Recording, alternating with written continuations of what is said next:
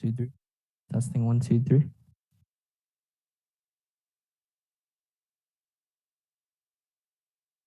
Fireside test 1, 2, 3.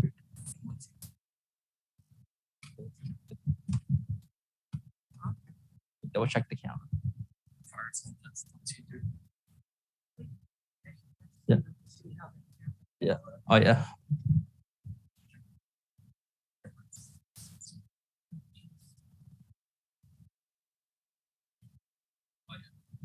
Oh yeah. Oh yeah. How far out do you want to come? Or do you want to come over here?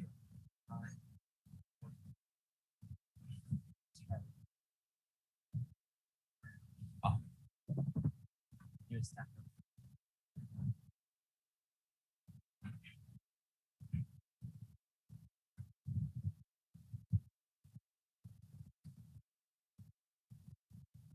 Morning, Monkey. Good morning. Thank you.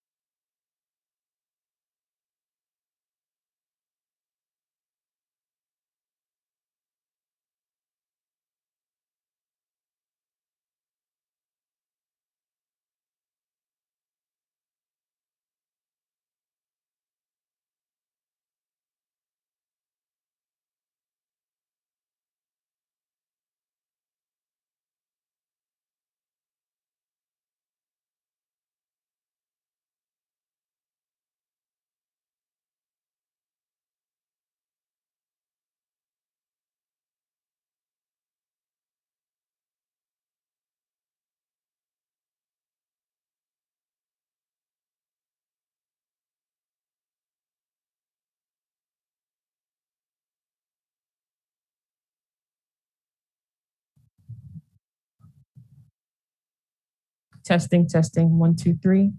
Testing, testing, 1, 2, 3.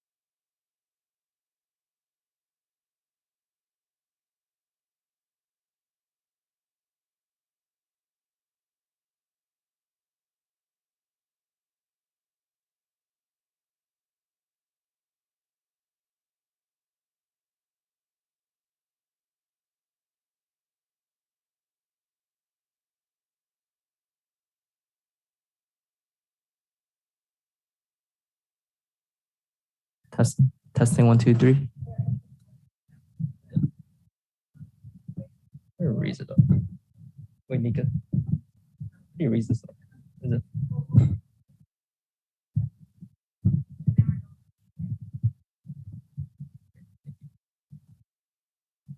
Yes.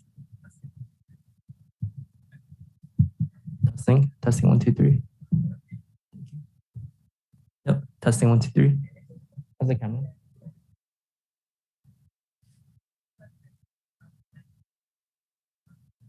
It's on the YouTube, so yeah.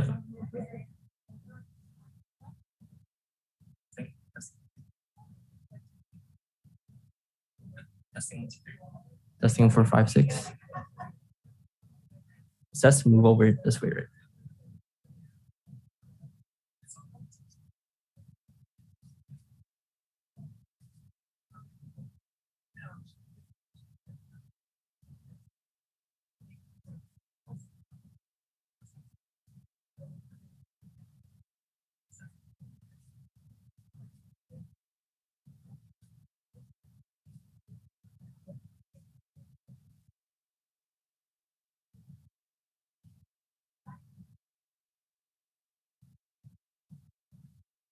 Testing 4 5 6.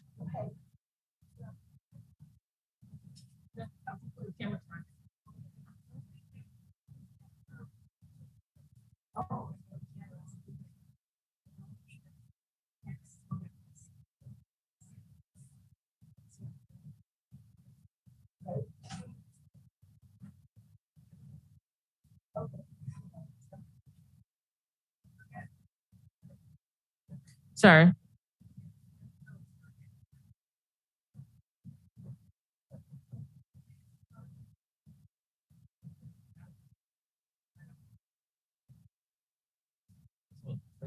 Interesting, like move over to the right a little bit. You found on the right side. How about now? Try this.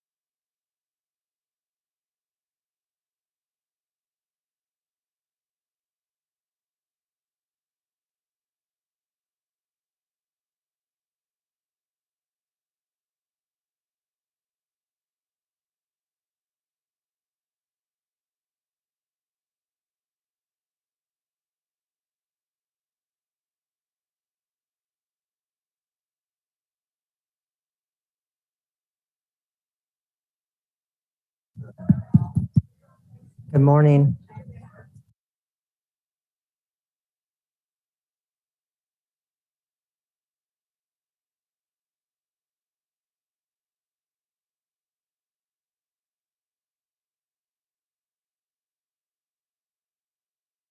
Testing 1, 2, 3.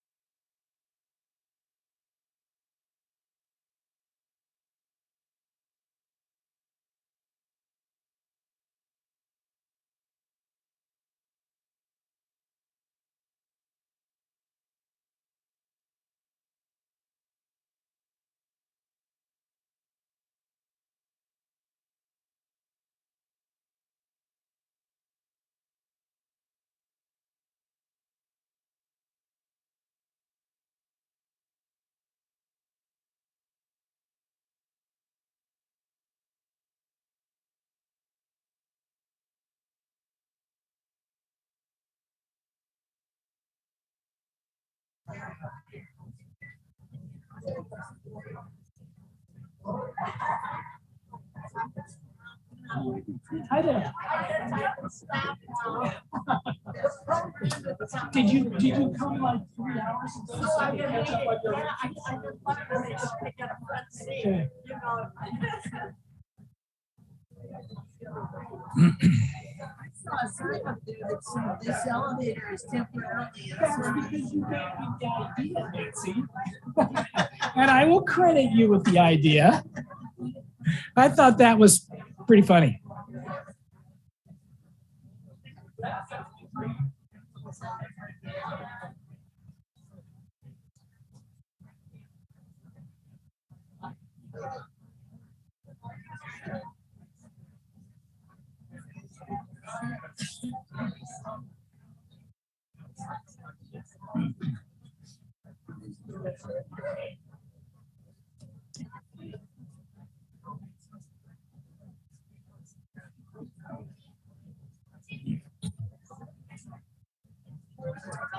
Good morning.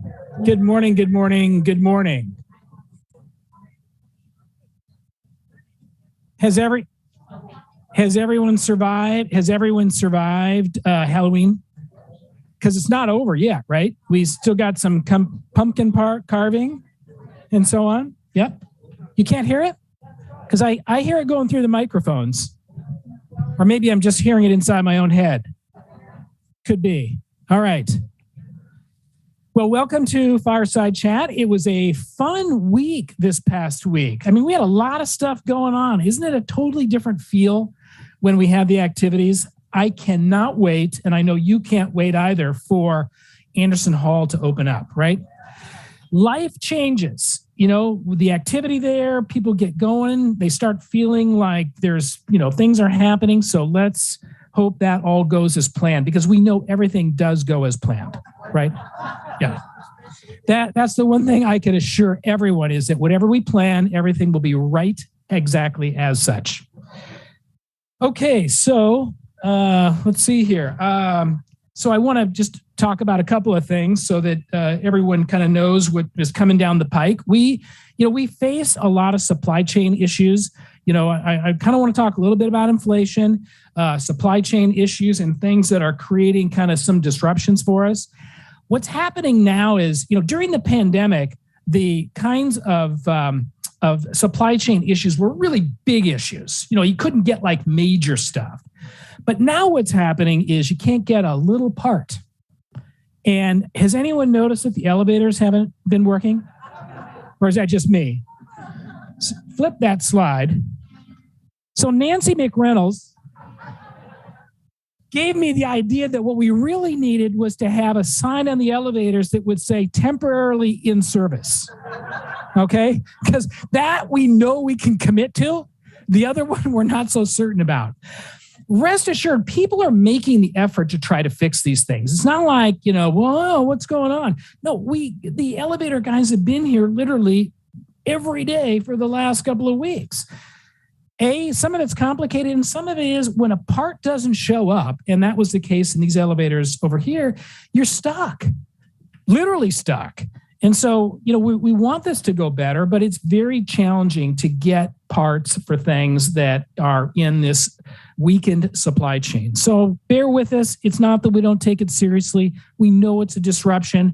Sean and Brian, doing their best to try to make sure this gets resolved. And just take a deep breath, try to have a sense of humor, and we will continue to work it and do our best. Inflation persists. There's going to be a Social Security increase of, I think it's around 8.6%. It's like the largest ever. And there's a reason for that. It's not that the government is saying we want to gift our senior citizens some money. No, they are responding to a change in pricing of virtually everything. And if you have been out at all, you simply know that everything just costs a lot more. For us, about 72-ish% of our expenses organizationally is labor, right? That's where we put our money, and that's what you need. That's what runs this place. So that's where our resources go in our budget. So we are presenting our budget to the Finance Committee and us to the board next week for conversation and discussion. And included in that will be what we think is the necessary increase in our monthly service fees, which I won't announce to you today because it needs to go through the process and be approved by the board. But, it is going to be a higher number. And I just need to make sure that everybody understands it. I will try to articulate the logic in a communication with you before we have the regular letter that goes out at the 1st of December. But I need to prepare you for the fact that it is going to be one of the larger ones we've had in our history. Okay. And I'm sorry about that, but you need to know it goes for the right causes too. It goes not for just general stuff so much as it goes for our labor and our staff and the people who are here to serve you. So, kind of just steel yourself to the notion that there's an increase that we hopefully is a one and done, but it will come around and it's something we need to do. We will be lower than our peers generally. I expect that to be the case. I know our peers are doing some outrageous numbers and we are outrageous light. Okay. So cross our fingers that everyone will be able to digest that okay.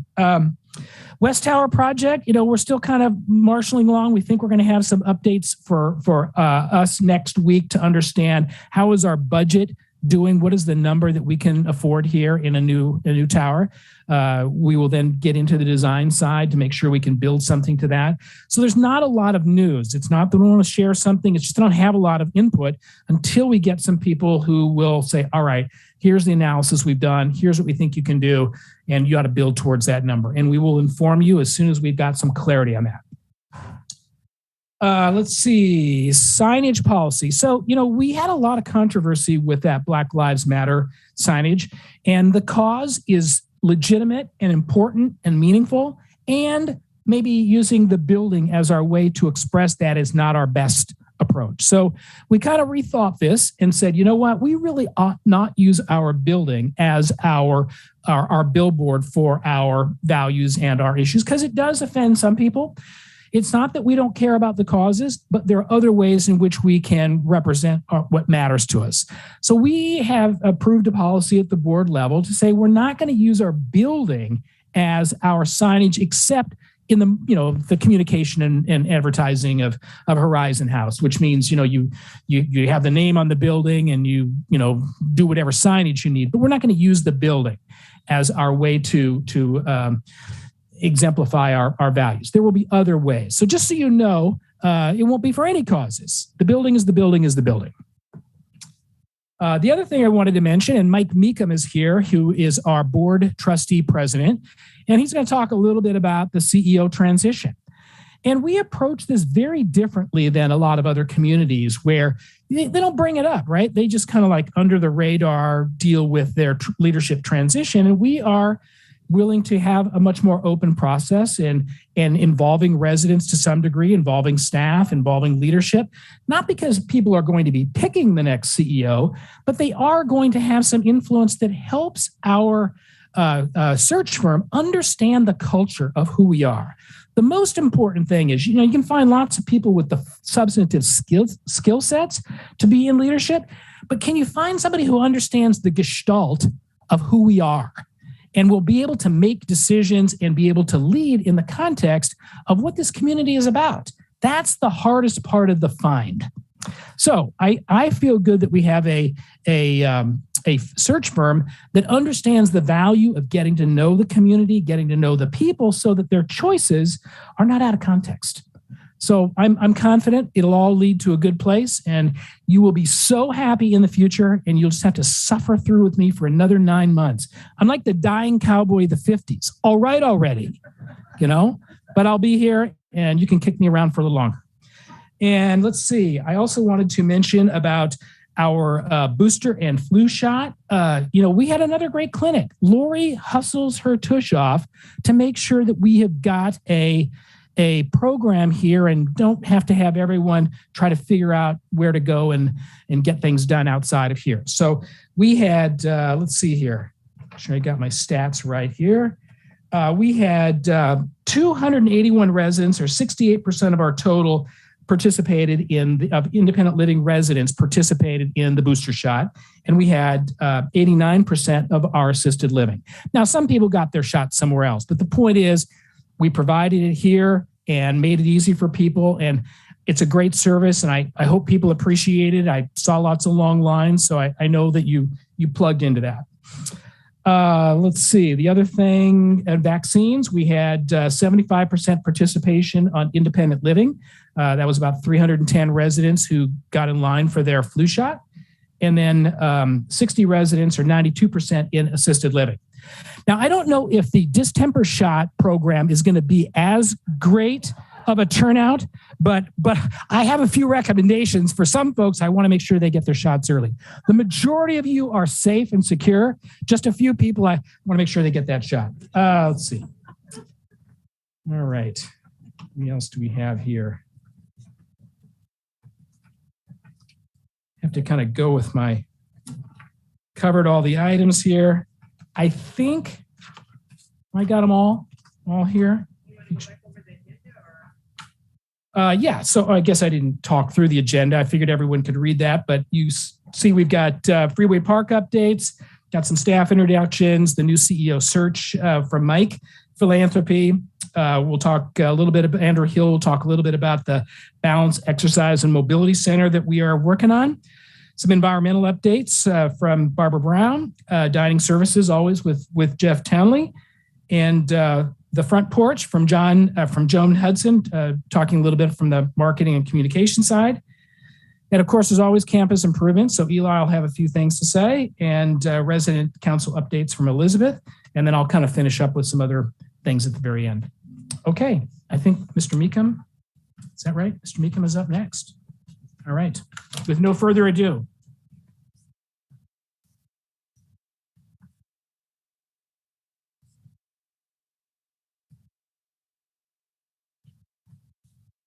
Good morning, and happy Friday and happy early Halloween.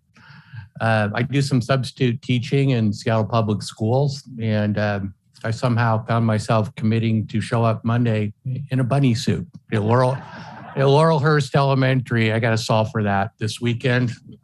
No pictures.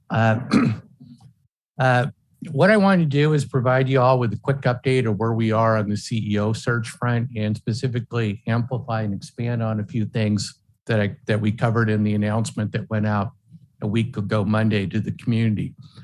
As you know, Mike will be hanging up his cleats in August of next year. We've been super fortunate to have Mike as our leader since 2019, and Sarah before Mike. And make no mistake, he will be difficult to replace. But we're embarking on that journey, and we're doing it with a lot of runway in anticipation of August of next year. What I'd like to do is share with you a little bit of where we've been and where we're going with the CEO search. So kind of backing up a little bit, in the first quarter of this year, we named a CEO search committee, which is comprised of the executive committee of the board, plus 3 residents, George Counts, Elizabeth Hoover, both of whom are on the board, as well as Ann Brand, my predecessor as president of the board. So 7-member search committee. Q2, second and third quarters of this year, we're really focused on research and on trying to get a better sense for the market. I had a couple coffees with Jim Fitzgerald, who kindly shared with me his experience leading the last CEO search committee that culminated with the recruitment of Sarah McVeigh in 2015. I met with Karen Lane. And then importantly, we conducted a small request for an RFP process, and we went out to 3 search firms as we were looking for a nationwide search partner to work with on our search. And we learned a ton during that process and the back and forth with these different search firms. And ultimately, as Mike alluded to, landed with a company called the Defit Group, which is based out of the greater Columbus, Ohio area. Defit has 25 years of experience working in, and importantly, they specialize and focus in nonprofit senior living. That's what they do. There's basically 2 firms in the country that are like that. We went with Defit, ultimately papered a deal and signed them up right after Labor Day. And I think we're going to be in great hands as we partner with them throughout our journey here. Where we are now, Q4, is we had a kickoff call with the Defit Group in the search committee about 2 weeks ago. We sent out the announcement to y'all a week ago Monday. And really Q4 is all about Defit Group conducting due diligence on Horizon House. And what does that mean? They're going to really get to know us, okay? The organization, the community, the culture, our perceived strengths and weaknesses, and importantly, what we are looking for in terms of desired qualifications for that new CEO, that new leader of Horizon House. They're going to do that through leveraging two different tools: written surveys, which went out to earlier this week to approximately 85 different participants across the resident community, staff, and the board. So they'll take that quantitative information from the surveys, and then they're going to follow up with focus groups. They will be on site a week from Monday and Tuesday. So the 7th and 8th of November, DEFIT will be here on site to conduct somewhere between 11 and 12 different focus groups with the same folks that received the written surveys. Okay, so they can take the survey information and the focus group information, and that'll be, basically their primary research as they understand who we are, our culture, our DNA.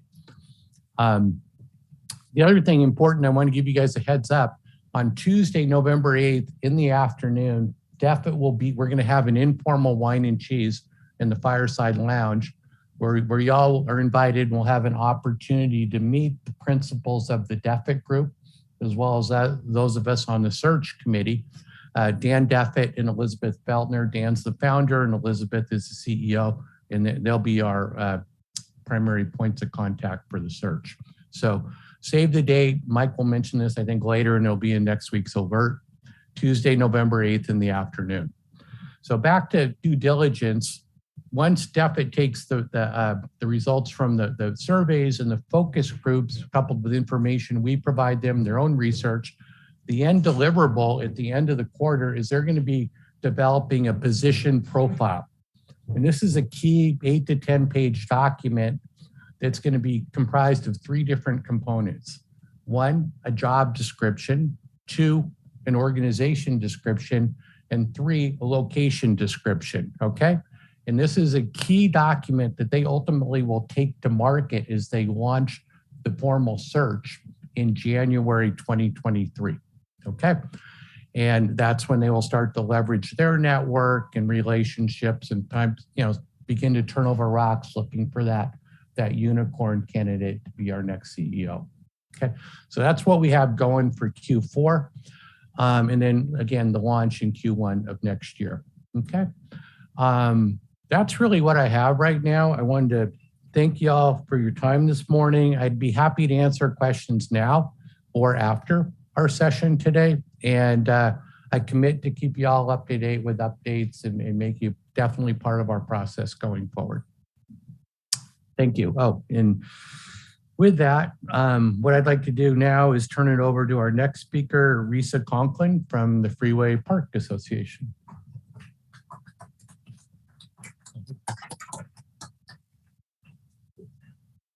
Hello, good morning, Horizon House. Risa, you can go ahead and start my first slide. Give a shot of color while I introduce myself. My name is Risa, and I'm the Executive Director of the Freeway Park Association. And I wanted to introduce myself to folks who don't know me or the work of the association yet. I'd like to give you a little update about what we've done this year and some things to look forward to this fall and winter.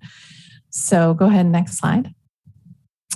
So Freeway Park Association, we're a nonprofit organization and we're membership based. So organizations like Horizon House and our other neighbors are members of the association. We've been around since 1993, started by the Horizon House security director at the time, and Mike Evans, who just recently passed away. So thank you, Mike, so much for starting the organization and helping us grow as a community together. So Horizon House really is an integral part of our history, our present situation, certainly our future. So there's myself as the executive director, and we have 2 other full-time staff members. Jesse Perez is our coordinator, our program coordinator, and Shane Crawford is our park operations coordinator, which is kind of a new position for us, and it really helps us better work with the parks department to understand the needs of the park in terms of maintenance, regular upkeep, safety and security, things like making sure the lights are on. All of that has become a much more important part of our job than ever before. We have an all-volunteer board of directors. Brian Haltz from Horizon House is one of our members of our board of directors. And we also have just many, many community partners who help us with programming. They support us in a lot of ways, not just financially, but for instance, the Washington Athletic Club donates their staff to teach classes in the park. So that's one way that we engage other community partners in lots of different kinds of ways. Our next slide, please. So our areas of work are really varied. Like I mentioned, we do a lot of community-based planning. So thinking and working with the Parks Department on what does this park really need? This is a park that was built in 1976. So it's got a lot of infrastructure needs right now and has for many years. So we worked for, to almost 2 years to secure $10 million from the Washington State Convention Center. And we are using most of that money to upgrade the park's infrastructure and also add some new amenities to really bring the park into the 21st century and meet the needs of our community today. And those things will include 2 new bathroom structures or an upgrade of the bathroom structure right in your backyard in the upper lawns area, a new bathroom structure in Seneca Plaza, as well as a concierge station. And it will include new lighting, new signage, and that project starts next year. And I would love to come back and give a presentation about that project because that will take quite a few slides to explain kind of the history of that and where we are and how you all can get involved in that process. Most of our work is in programming and activation. So we do 4 seasons of events and programs and volunteer opportunities in the park, which I'll show you some highlights of in a minute.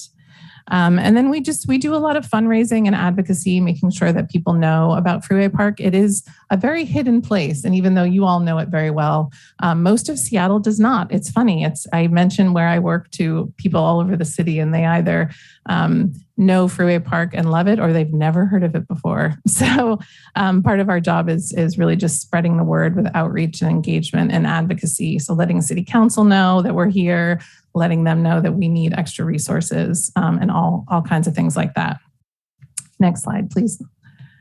So I'm just going to show you some beautiful photos of what we've done this summer. I hope some of you are able to come to some of our programs this summer, and you have lots more opportunities this year if you haven't. Go ahead, next slide. So our programming and activation is really broken into different areas. So we spend most of our resources on regular programming. So things that happen on a regular basis, they're happening either every day or every week. So our longest running program, and something that Horizon House has always been really helpful with, are our book carts. And we sell books Monday through Friday. All the proceeds go to benefit the Friends of the Seattle Public Library. And Horizon House comes down and volunteers at the book carts, and it's an opportunity to engage with community members and also raise funds for a great organization. We also do all kinds of things. Zumba. I mentioned Zumba and yoga in the park over the summer. Movie nights. We had live music in the park on Tuesdays with a beer garden. That was really fun. So lots of things that happen regularly and really create kind of a tapestry of things that are always going on. To make a park safe, we want to have lots of activities and lots of people in the park working together to kind of make it harder and less enticing to do things that we don't want to see in a park. Go ahead, next slide. We also have our signature events, and these are just one-time events that we put a significant amount of time into, but they're really just like a couple hours of fun. But what we saw this year is really like a bounce back of participation in our signature events. We saw pretty much like 250 people at each of our events this year, which was just so heartening to see people back in the park and celebrating with one another. These are really like community celebrations. So our Freeway Park in Bloom celebrates the spring. We have a botanical artist who comes and does a big installation, and we partner with a lot of community organizations who focus on the food systems of our bountiful Pacific Northwest region, opportunities for folks to learn about urban gardening and beekeeping and all those kinds of wonderful things. So that was in June. Go ahead, Risa. And then we celebrate the summer. Usually we celebrate the summer with a fountain festival. As most of you probably know, Freeway Park has, let's see, 1, 2, 3, 4 5 incredible fountains, actually, with the Piggott Corridor included. And they have all been severely underserviced for the last several years. So the Piggott Corridor and the Canyon and Cascade fountains, which are in the main plaza of the park, Seneca Plaza, have all been under construction for many, many years. And there's been a lot of supply chain issues, as Mike was mentioning, that you all have to deal with as well. Concrete strike, all that stuff. And then you add COVID into the mix, and it has created a much longer process than we had hoped. So next summer, the fountains will be on, and we can all have a proper fountain festival and celebrate the return of the fountains.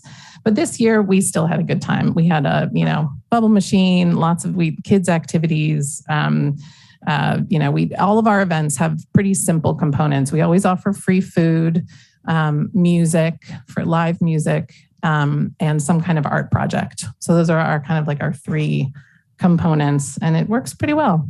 So next slide, please. Just recently, we had our fall festival in October, and we celebrate that up in your backyard, the upper lawns.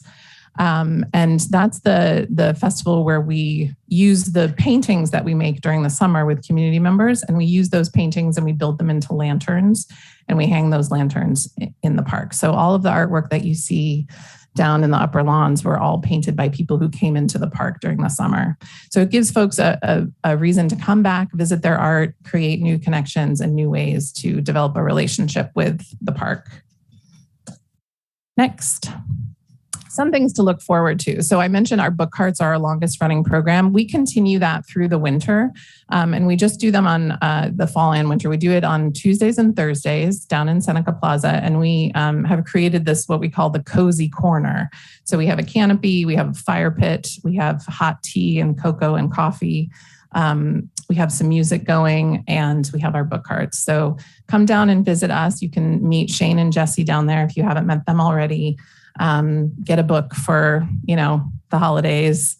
And that's something that we can offer throughout the whole year. We also have a volunteer opportunity coming up on November 5th, our bulb planting party. So we'll plant tulips and daffodils. And then we do like an overdressing of an annual flower. And then we can look forward to all enjoying spring blooms together. Next slide, please. Some other special events coming up. Today, we have our Park Pups Spooktacular event, which is a dog costume contest. This is our 2nd year running, and it is pretty hilarious. I don't know if any of you remember Alex Hudson, who used to be the director of the First Hill Improvement Association, but she is going to be our MC for the day, for the evening. So if you want to come down and say hi to Alex or Doug, we'll be there as well. The First Hill Improvement Association is co-sponsoring this event with us. Again, we'll have free food, we'll have live music, and we'll have some art projects. And the art projects will be the dogs in costume. So please come and say hi later today if you can. That event is from 5 to 7 p.m. And then upcoming, our winter celebration is Twinkle Twinkle Freeway Park in December. We've been doing this for many years, and Horizon House has also been a partner in that. Brian will be there with making s'mores for you all, or helping you make s'mores, rather. We have big bonfires, and folks come and roast a marshmallow and enjoy the carols from the Dickens Carolers. And then the Dickens Carolers, it's the same. We intentionally do this the same night as the Figgy Pudding Caroling Contest in Westlake Center, which have you all been to that before? They shut down the streets around Westlake Plaza, and it's just filled with all these different caroling groups. And it's a really lovely winter gathering. So we'll have our event in the park. You can get all toasty warm with s'mores and hot cocoa. And then we do a little parade down to Westlake Plaza. Next. So I mentioned something that we're doing a lot more of is assisting the Parks Department in reporting maintenance needs. It is not our job to do maintenance. That's very much the Parks Department's job. Our job is really just to be kind of the conduit for information and to them. So you all can help us by, continuing to let us know if you see a maintenance issue or a safety issue that you're concerned about, and we can report it, or you can report it yourselves on your phone if you have an app called the Find It, Fix It app. So this gives you a few different options of how to help us continue the lines of communication with the Parks Department. Last slide. I just rattled through a lot of information, and I wish I could stay to answer questions, but I have to go prepare for the Park Pups event today. I would love to hear from all of you, though.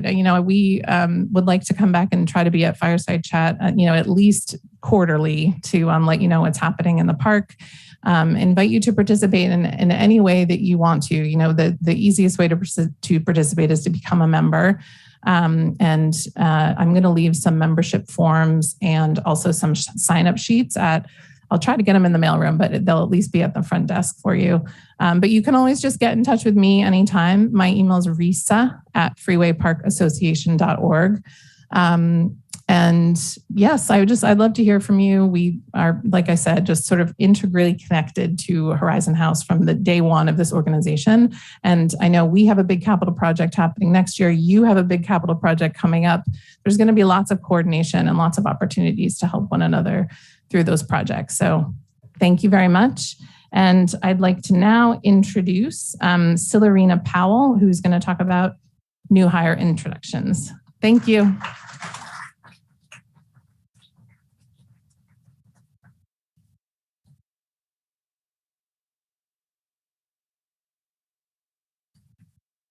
Good morning, everyone. How's everybody doing? Nice to see all your lovely faces. All right, so I'm sure you guys are wanting to know who's all the new hires? Where are they? Where departments are they working in? I have to tell you guys, we got some great people. The first person that I want to introduce, I believe you guys may have had a chance to meet her already. So she does work our front desk. Her name is Larissa Goodwin. And so if you guys see her, give her a wave. When you guys walk into the building, she'll be manning the front desk for us as our front desk associate. And then next, so I think we have a reoccurring theme here at Horizon House. We seem to always love to hire employees with duplicate names. So I think we all know there's a couple of Andrews in the building running around. We have Andrew Harris, we have Andrew Hill, and now we have Andrew Adrena. However, Andrew Adrena has made it easy for us, and he's asked to be called Ori. So if you see him, his badge will say Ori, and he's going to be working in life enrichment as a life enrichment associate. And then next we have in our kitchen or our food services, one of our newer employees. I just actually onboarded him last week. His name is Emmanuel Tolentino. So if you're in the kitchen and you're getting yourself some breakfast, lunch, or dinner, and you see Emmanuel, you go ahead and give him a big wave and tell him welcome to Horizon House. And then if you happen to be going into the garage and you're leaving out to go have dinner or maybe go shopping to the store and you need your car, whether you're coming into the garage or you're leaving out of the garage, you're going to run into Kiddis Yosef. Kiddis actually works the morning shift. And so he typically is here by the time I get to work around 9:30, and then you'll see him probably throughout the day up until about 3:30. So if you see Kiddis, you tell him welcome to Horizon House as well. And then I just seen her, so I know she's here. I'm going to have her just go ahead and give us a quick wave.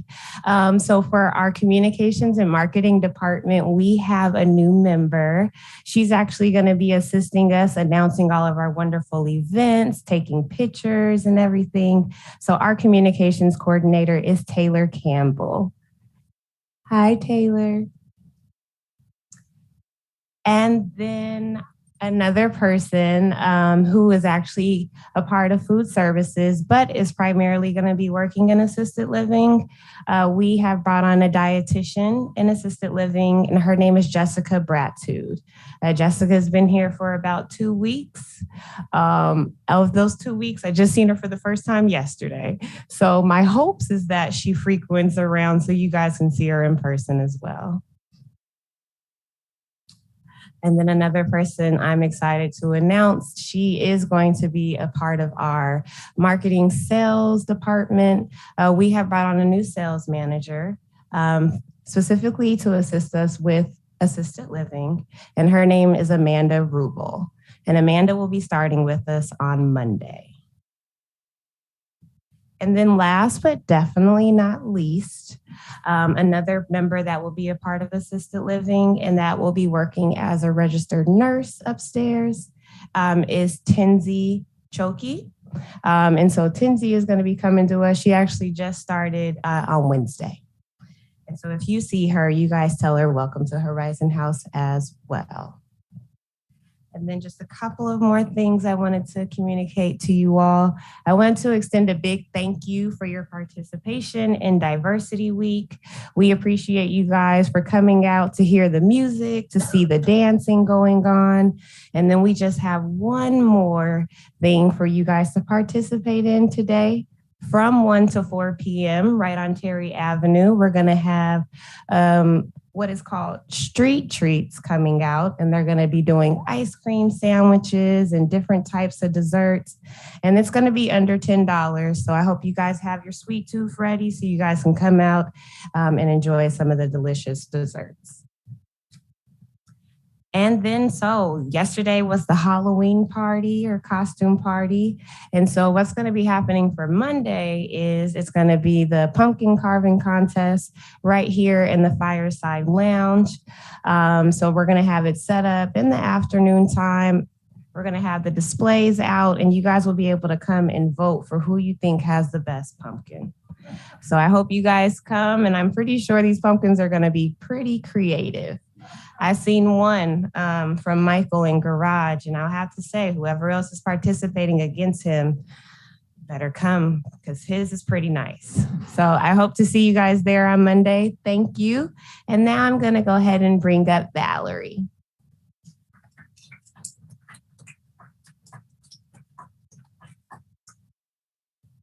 Oh, thank you. Thanks, Lorena. Good morning. I usually do a better job of greeting the new residents who are being introduced, and I got sidetracked talking about football. So I'm not sure who all is here. So I apologize. If you're here in person, as your photo is displayed and I introduce you, if you wouldn't mind just giving a little wave so people can see your smiling face in person, that would be most appreciated.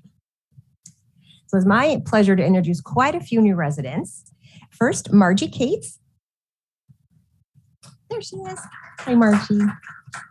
Margie was born in Fort Worth. She earned her master's in education and worked as an educator. Margie is a member of the Women's University Club, Epiphany Church, and the Seattle Education Foundation Board. Her interests include playing bridge, mahjong. I'm sorry. Oh, sorry. Sorry. Is that better? Yes. Thank you. Sorry. Reading my notes too closely. Her interests include playing bridge, mahjong, Mexican train dominoes, and getting together with friends. Welcome to Horizon House, Margie. And I think I saw Pat Dubrow. Pat in the pretty pink. Pat was born in New Jersey. She earned her BA in social science from San Jose State and worked as a computer program, as well as held the position of president and treasurer of many organizations. Pat belongs to AAUW, LWT, and Women's University Club. She enjoys history, genealogy, knitting, lectures, opera, and local theater. Welcome to Horizon House, Pat. And I don't think Bob and Mary are here. Bob and Mary Casey. Bob was born in Oklahoma. He earned his BA in English and medical degree in advanced psychology and had careers in both medicine and as an author, and is a retired Army major. Bob is a member of the King County Medical Society, Neptune Conservancy, Seattle Art Museum, and the Frye Museum, and enjoys hiking, travel, writing, and reading. Mary was also born in Oklahoma. She earned her BA from the University of Oklahoma and master's from the University of Arizona. Mary is also a member of the Seattle Art Museum, Frye Museum, and Nature Conservancy, and enjoys art history, pottery, and music. Welcome, Bob and Mary. And I don't think Rick and Linda are here either. Rick and Linda Sedgley, familiar face to many of you. Rick was born and raised in Seattle. He earned his Bachelor of Science in Civil Engineering and worked as an engineer. He volunteers and has strong connections with Plymouth Church. He enjoys woodworking, photography, and gardening. Linda was also born and raised in Seattle. She earned both her BS and MS and is an artist. Linda belongs to Plymouth Housing Group, where she also volunteers. She enjoys art, printmaking, and gardening. Welcome, Rick and Linda. And Judy Toft.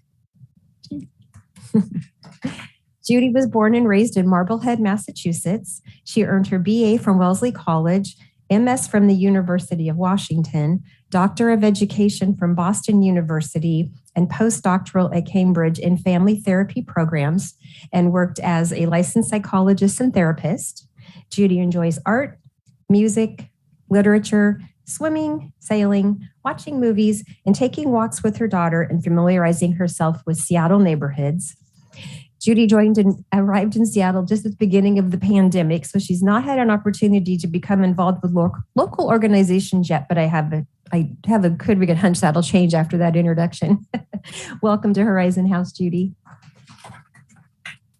And my pleasure now to introduce Carol Ottenberg, who's going to do a philanthropy update on GEM Awards.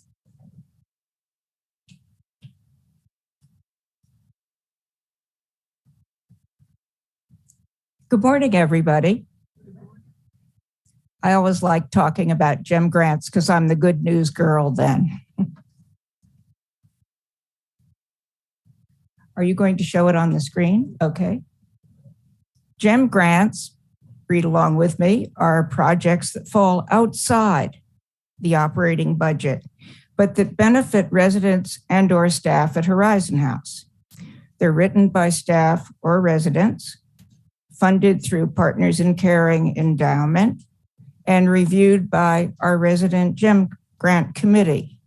And people always want to know about the money. They're usually in the range of $200 to $10,000. So it's my pleasure to let you know, if you don't already, about the GEM grants that were awarded this fall. First of all, we have an outdoor labyrinth coming. It will be painted on the sea level deck.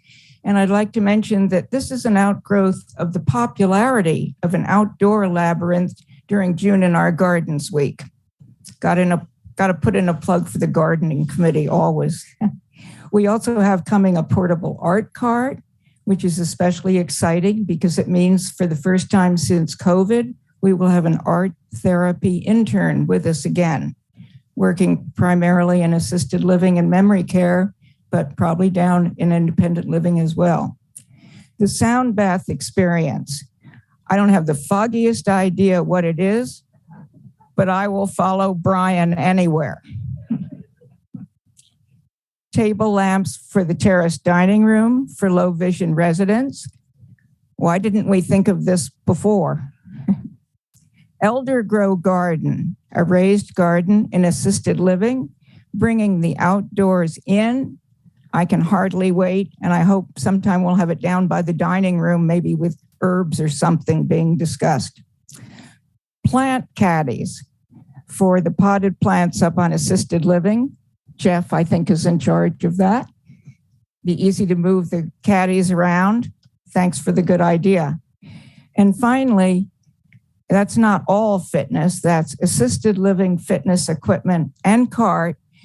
Our great wellness team will no longer have to carry all the exercise equipment up in the elevators and then carry it back down. Assisted living will have its own fitness equipment and a cart and a place to store it. So that's that. And now I believe it's my pleasure to introduce another gem at Horizon House, Andrew Hill.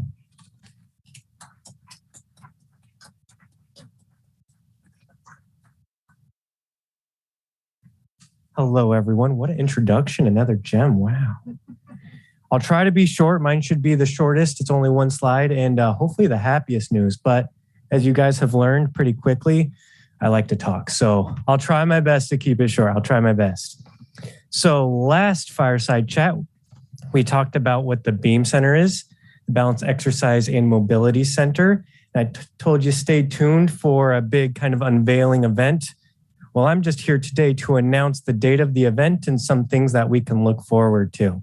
So the date of the event is December 8th. It'll be from noon to 3. We may add a little bit or shave a little bit off.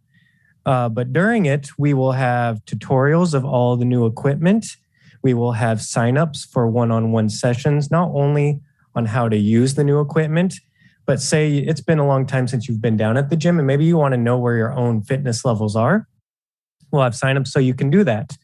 Along with that, I know everybody loves food and it's a great way to get people there. So there will be food. And then we'll also do tours of the new therapy space, which is the old HR space that will be up and running. They're actually looking at doing a kind of small move-in next Friday. So therapy will be moving in next Friday, but everything will really be up and going by that December 8th date. Along with that, we'll do kind of a ceremonial ribbon cutting. We'll be taking videos of it so we can post everything of all the tutorials and talking about all the new pieces of equipment. We'll take videos so we can have that up for you to watch if you can't make it to it. And then we'll have a little Q&A as well. That's really it. A bunch of exciting things coming to the fitness center, a bunch of new equipment that is here, needs to be put together, but it is here. And then some that we hope to be getting in soon as well. That's all I really had for you guys. Just a quick, hopefully exciting thing to look forward to. I think I am introducing Barbara next. So everybody give it up for Barbara.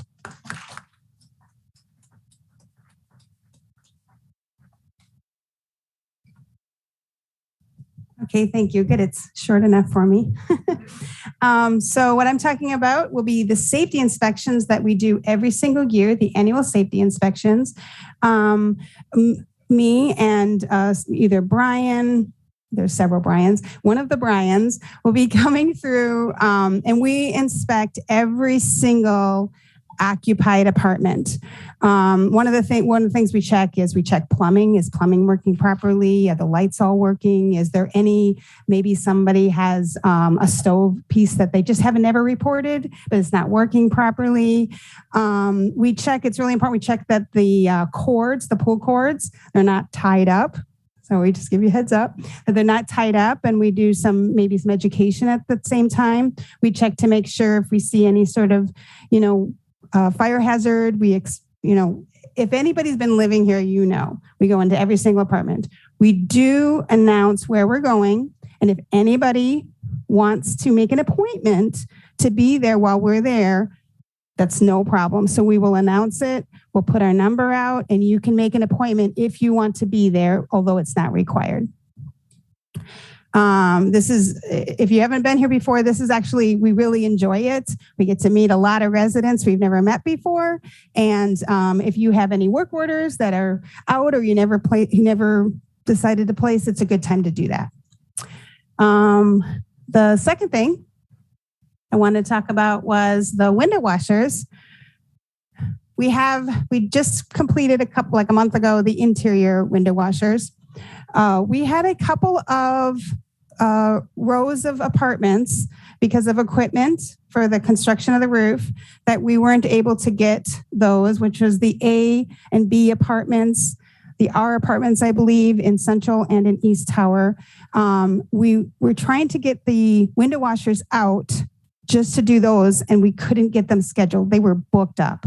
So what we decided to do was have them come out, and they're going to start with those apartments. So they're going to start in the A and the B apartments in Central Tower, complete the Central and East Tower, and then do the North and then the West. So we will announce that. I mean, we are sending the information just today to make sure that the announcement's out so you know. And these are the exterior windows. Okay.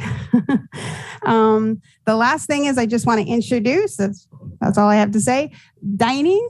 So Jeff Towney from Dining has some updates for you. Thank you.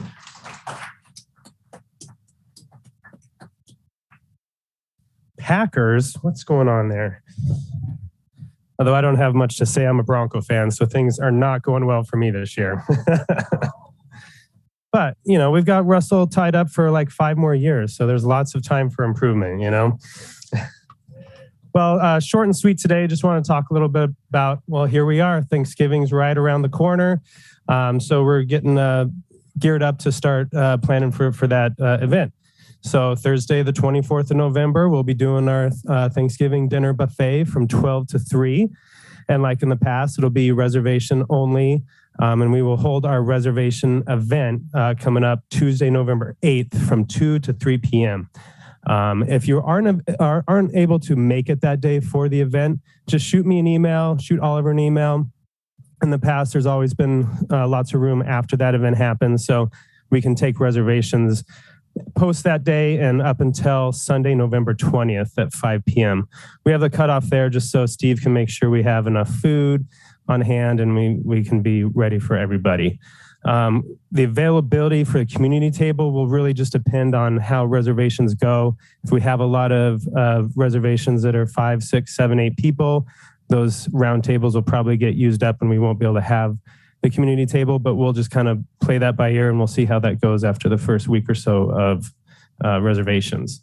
We'll also do pickup orders. We ask that you ask for a 1 to 3 p.m. time to come down to pick up your food. We just want to make sure that first hour of service that we get everybody in that has reservations and kind of helps with the flow for the rest of the day. So looking forward for Thanksgiving. We'll talk about Christmas after that, but it'll be very similar. And then also pie purchases. If we go to the next slide. So we'll start taking order for the pies this year on Tuesday, November 1st, and that'll go until Sunday, November 20th. If you are interested in purchasing a pie this year, visit the bistro. They'll have the sign-up sheet, and Mabrat and Rose will take the orders for you. Like we've talked about with inflation and everything, the prices of food have gone up, so you'll probably notice the prices of the pies are a little higher than normal. We'll have the pecan pie at $26, pumpkin at $22, and apple pie at $20. So we hope those don't scare you off, but we'll have some good pies for you for Thanksgiving. And that's all I got. So I'd like to introduce Joan Hudson and talk about the front porch. Thank you.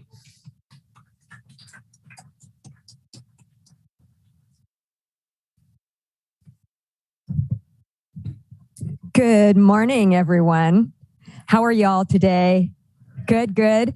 Hey, before I start, I want to just give another shout out to Taylor Campbell. Mike in his West Tower memos, he talks about the 3 legs of the stool. Well, we're really happy because in addition to myself and Emily, we now have the 3rd leg of our stool in Taylor. So we're excited to have her join us. And she has jumped right in. We forced her into a monkey costume yesterday for the Halloween party. And she also jumped right in taking photos. So we're just thrilled to have her with us. So what I'd like to do is tell you a little story. My husband and I met a couple a while ago at a party. They were a little bit quirky, but they were fun and interesting.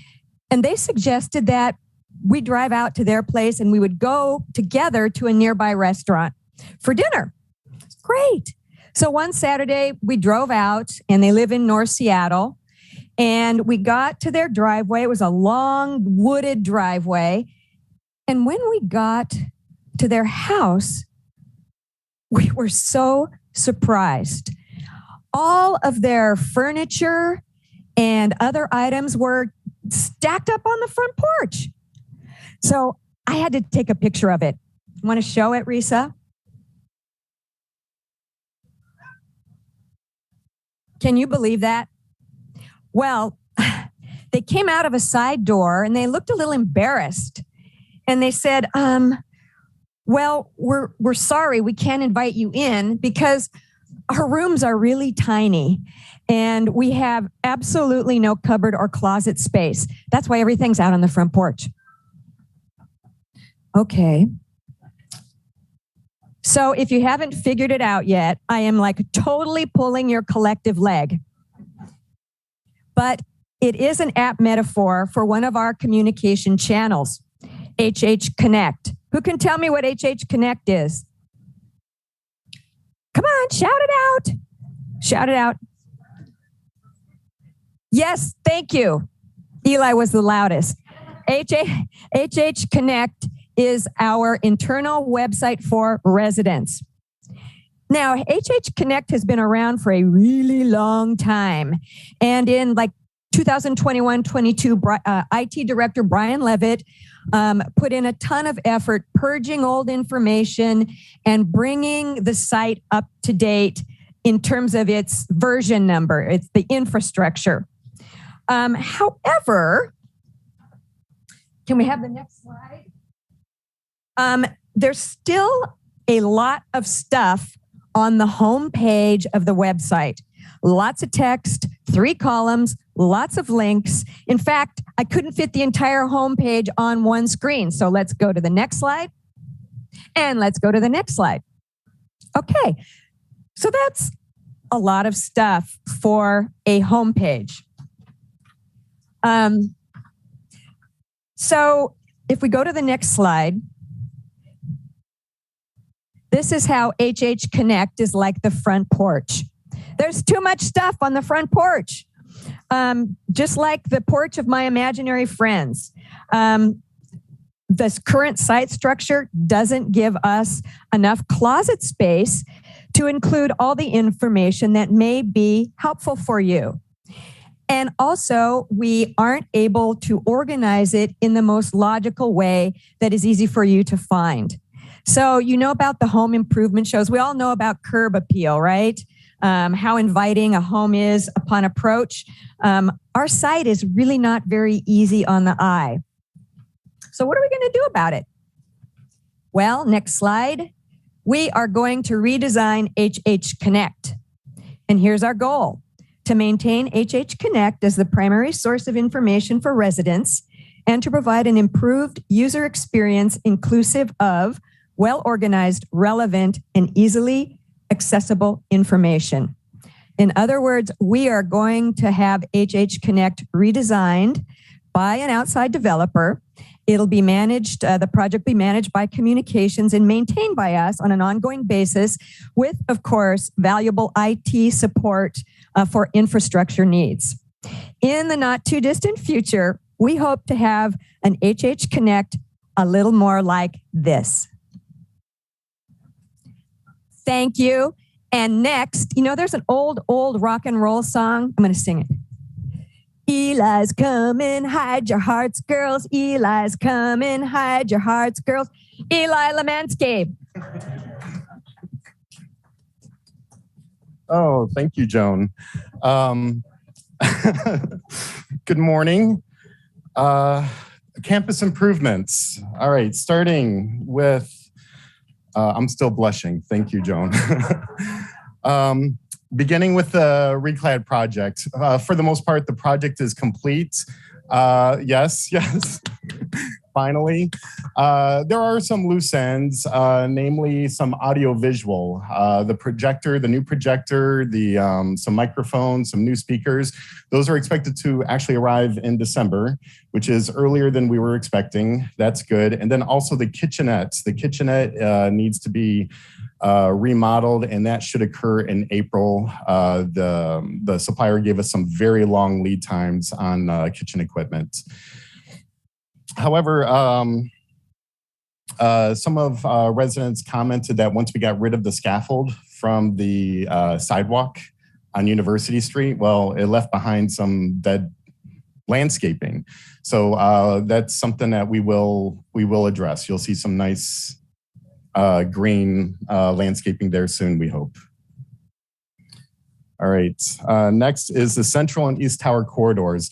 So for Central Tower residents, recently floors 13 through 18, we gave you all new thermostats, and it started off a little rocky. There was by default, the thermostats had an occupancy sensor, which is completely not needed. And what it would do is shut off the heat. Well, that update has been corrected. And by the way, there were also some new thermostats on floor 4 through 12.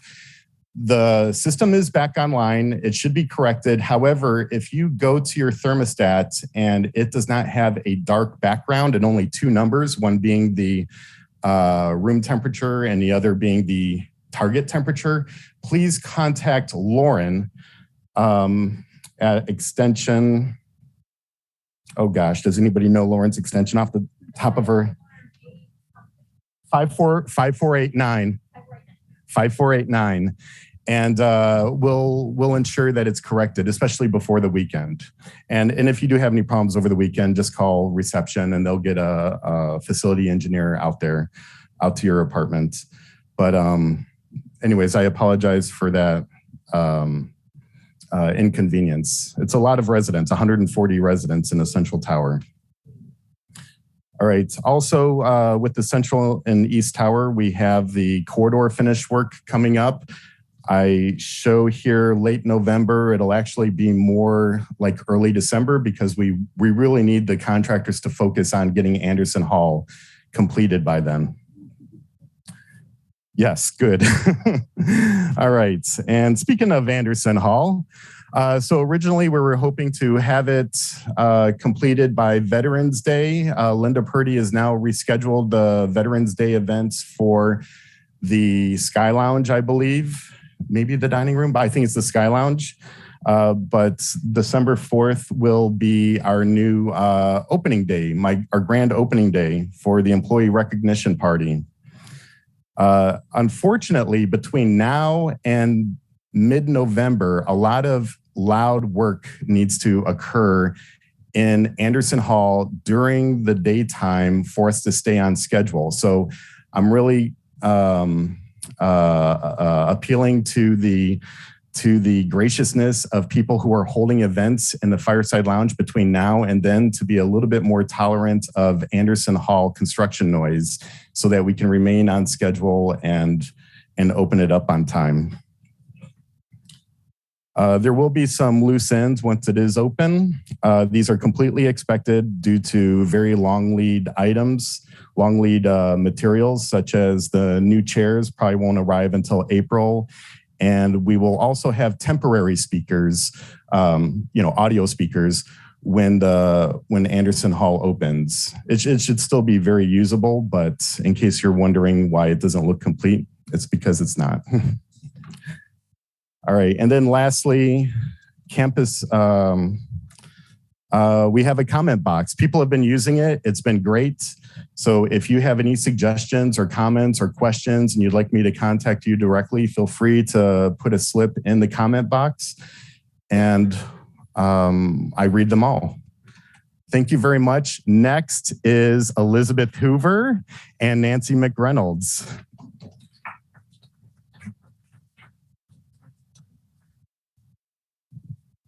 You're going to hear some duplications here because we do a lot of collaborating with wellness, HR.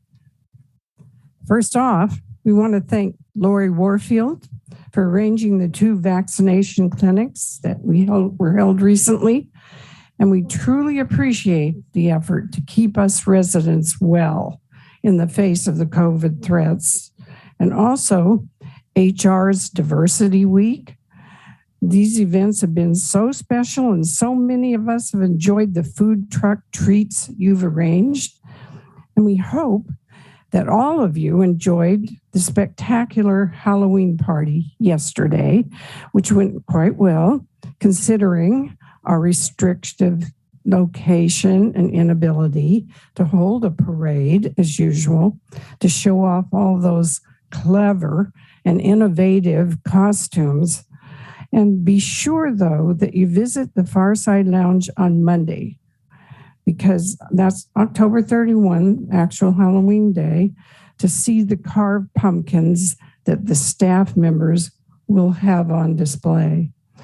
We look forward now to collaborating with Linda Purdy and Erica Campbell for a meaningful Veterans Day program.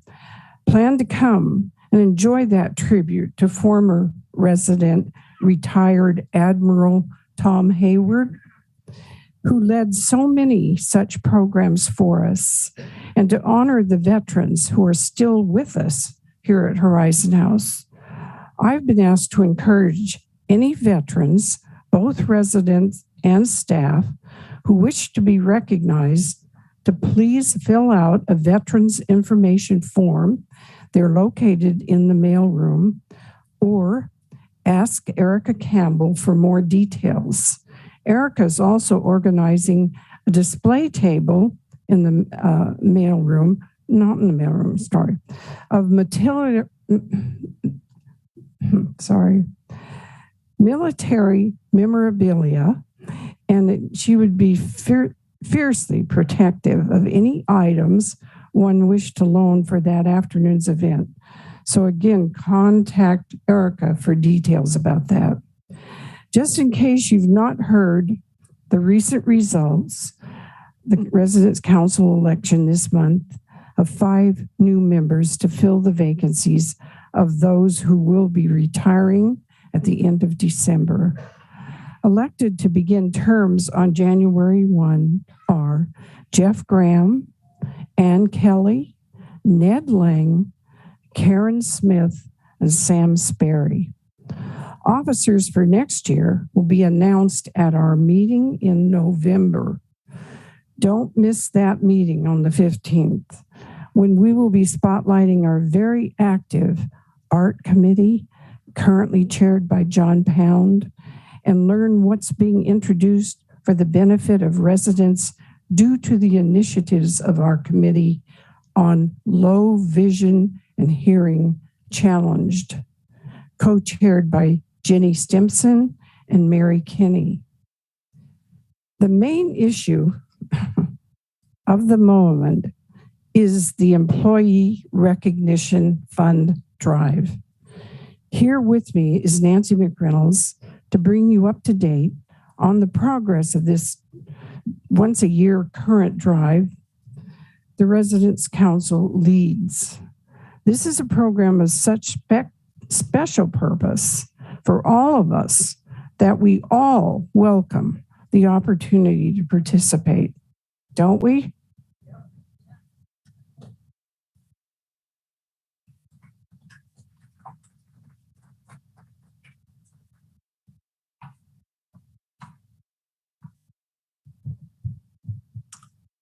Earlier this week, I was headed downstairs at 10 o'clock at night. I wasn't sleepwalking. My husband hadn't locked me out of our apartment, and I wasn't in my pajamas. In fact, in case you are wondering, I knew where I was going. I was headed to the Residents Council office on the B2 level. I am not usually out and about at that time of night, and I noticed that neither are any of you. What I did notice was that there was a whole cadre of employees that I've never seen before who are working to make this a nice place for all of us to live. There were people vacuuming and cleaning and hauling garbage. We have approximately 230 employees at Horizon House. A large portion of these people we never see. We never have a chance to say thank you for what they do for us. These employees include our cooks, those working at the loading dock, garage employees, those working in janitorial and housekeeping, security, and those who do purchasing. I could go on, but I won't. However, we do have an opportunity to say thank you to all of our employees through ERF, the Employee Recognition Fund. This is one of the most important activities that the Residents Council sponsors each year. This fund is created by donations from the residents of Horizon House. That means you, and that means me. As a result of our donations to this fund, all employees, with the exception of the executive team, who have worked at least 52 hours between November 1 of last year and October 31 of this year, will benefit. The amount they receive is dependent upon how many hours they have worked and how much we contribute. All 15 members of the Residents Council have made their contribution. Last year, 92% of our residents contributed. Can we make that 100%? With your help, I'll be able to make that announcement at our next Fireside Chat. No gift is too small. Every dollar given makes a difference. You should have received a request to contribute in your mail cubby on October 1. If by chance that letter got misplaced or you feel you just didn't receive it, there are still ample opportunities to participate. There are donation forms along with return envelopes in a box on the shelf in the mailroom. You can phone me or Sally Wren, and we will see that what you need is put in your mail cubby. Checks should be placed in the wall receptacle in the mailroom opposite the copy machine. If you have not given by November 1, you can count on receiving a nudge, another request in your mail cubby. This fundraising drive concludes on November 15, and checks will be given to our employees on December 4. As of Monday of this week, more than $265,000 has been given. If your name is not yet on the list of contributors, please give serious thought to making your contributions before the end of the drive on November 15.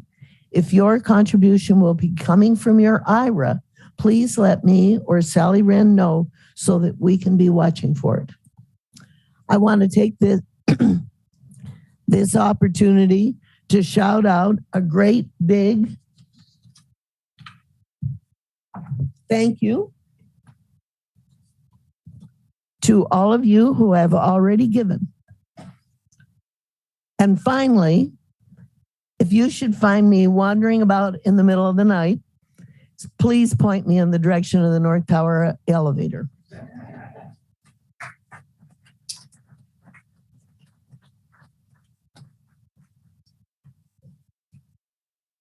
Thank you, Nancy. That was great, and we've had such great participation. It means a lot to staff, and you're the guys who help make it happen, and the staff makes it happen for you.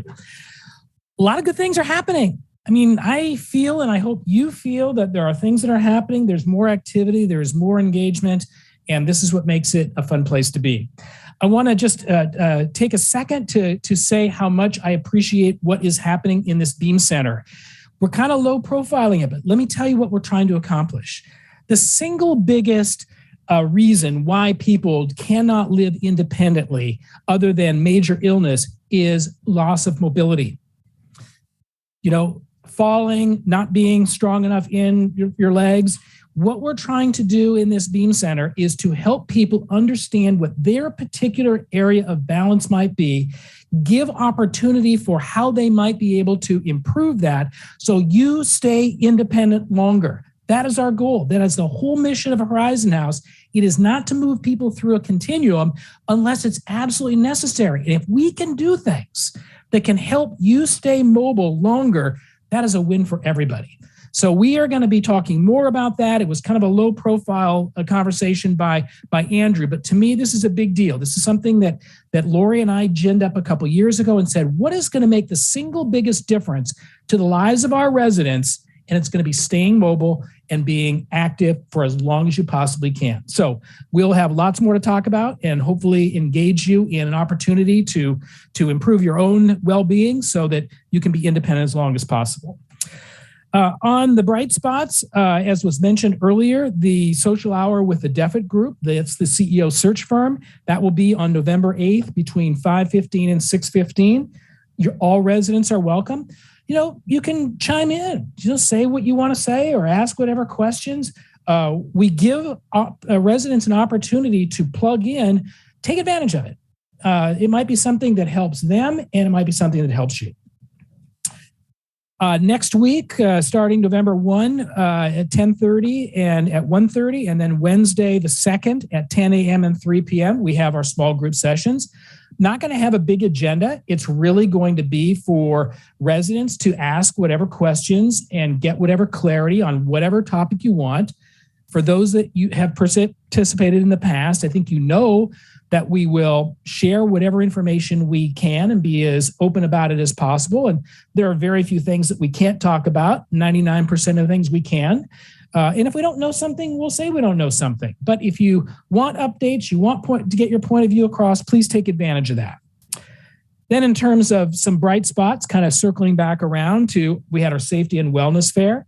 This went over well. I think residents and staff kind of plugged in. We had vendors who participated. We want to provide opportunities, continued opportunities for people to stay as healthy as possible. Again, independent living is what we're all about, and how well you're able to take care of yourself with our help is a way you get there. We had the past president's luncheon a couple weeks ago, and this is one that is, I think I mentioned at the Residents Council that Neil has been doing this since the 1800s. He manages this process, does a terrific job, and we get a great turnout of past presidents and of the Residents Council and of the Board of Trustees. And the reason we get a good turnout is because people care about Horizon House. They care to know how we're doing. They want an update because they want to share that with their friends. And I think that it was a great turnout. I believe we had around 18 people out of a total of 22. A few were out of town, couldn't participate. The point is they want to plug in because they want to know what's going on, because this place matters to them. And they are good, marketing, not so much marketing, but good voices of Horizon House in and around Seattle. And we had some other assisted living special performance. I think George Corley was involved in a little dance-a-thon there. I know that is a special interest of him, and a lot of people in assisted living benefited from that. We also had the assisted living harvest social. So we, again, engaging more people in the good things that are happening here at Horizon House. And I think those are all of the bright spots for now, and kind of brings us to the end. Is there anything else on the list, Risa, that you see? Okay. Yep, next Fireside chat is going to be, whoops, I got out of order here. Is going to be on Friday, December 2nd at 10 a.m. And we look forward to seeing you there as well. And we are really crossing our fingers that Anderson Hall is open on December 4th. Otherwise, Eli needs to be out of town. Okay.